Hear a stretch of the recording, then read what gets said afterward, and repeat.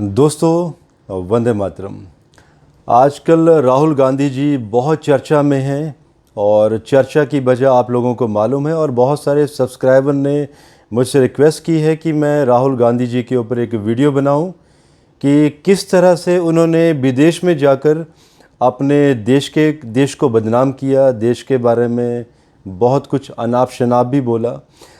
और कई लोगों का क्वेश्चन भी है कि आखिर अक्सर ऐसा होता क्यों है कि जब एक नेता एक बहुत बड़े प्लेटफॉर्म पर जाकर अपने देश को बदनाम करता है।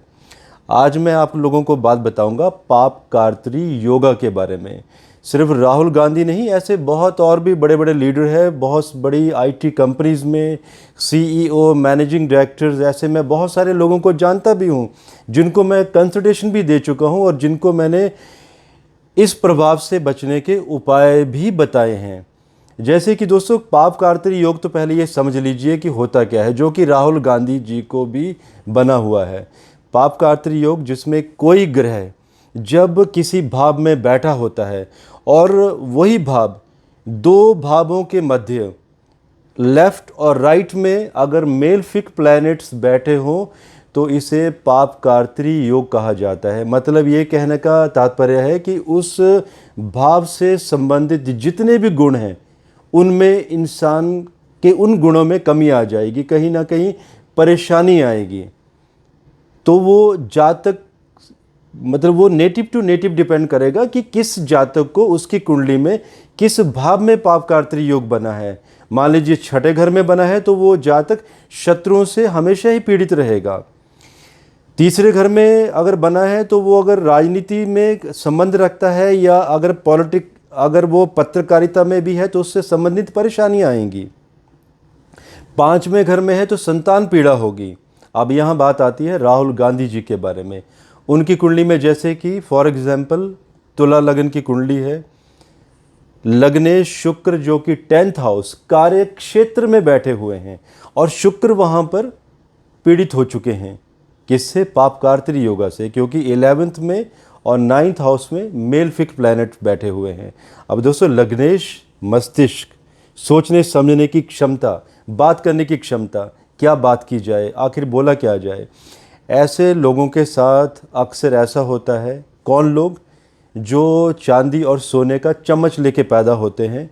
इन्हें अगर आप लिस्ट भी बना के दे देंगे कि आपको जनता में जाके ये बातें करनी है या मान लीजिए मीटिंग में ये कहना है वो कहना है, दोस्तों वो उस एजेंडा को भी प्रॉपर फॉलो नहीं कर पाते हैं।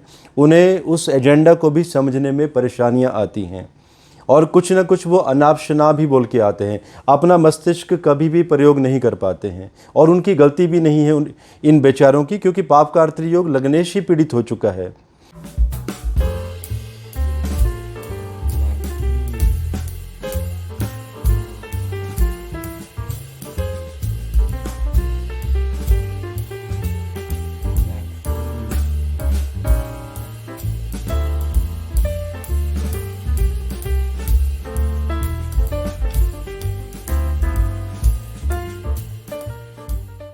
लेकिन इन लोगों के लिए एक सजेशन है मेरी तरफ से कि कम से कम बोलने से बचें और सोच समझ के किसी को गुरु मान के कम से कम किसी की कोई गुरु धारण करें ताकि गुरु आपको कोई गाइडलाइन दे सके। और जैसे कि एक एग्जांपल ले लीजिए, मूवी तो हम सभी लोग देखते हैं। मैंने भी एक मूवी देखी थी मुन्ना भाई।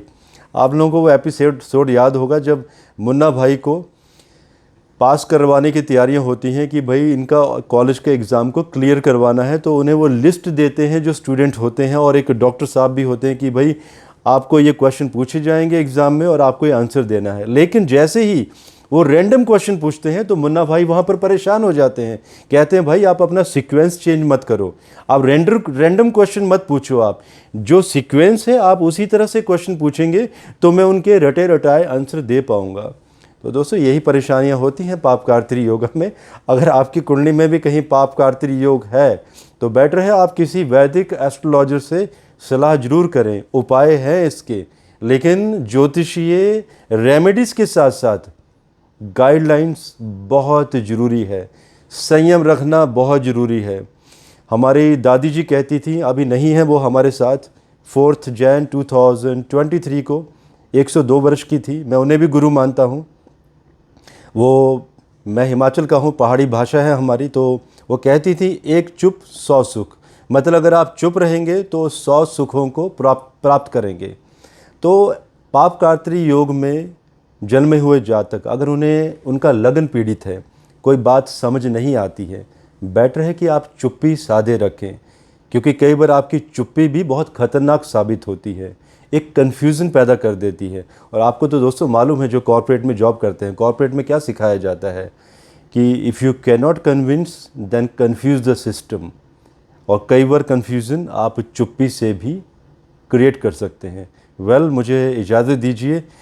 मुझे नहीं मालूम था कि क्या इसका आंसर दिया जाए, तो मुझे लगा कि क्यों ना मैं पापकार्त्री से ही आप लोगों को समझाऊं कि पापकार्त्री योग से पीड़ित हैं राहुल गांधी जी, और ये परेशानियां लाइफ भर उनकी ज़िंदगी में ये चलती रहेंगी। बेटर है कि वो किसी गुरु से कुछ समझें, ज्ञान लें। अगर वो समझते हैं, उपाय करते हैं, डेफिनेटली सॉल्यूशन है इन चीज़ों का। और मेरी रिक्वेस्ट है, अगर राहुल गांधी जी ये वीडियो सुने, कि कम से कम देश को तो बदनाम ना करें बाहर जाकर। भारत माता की जय।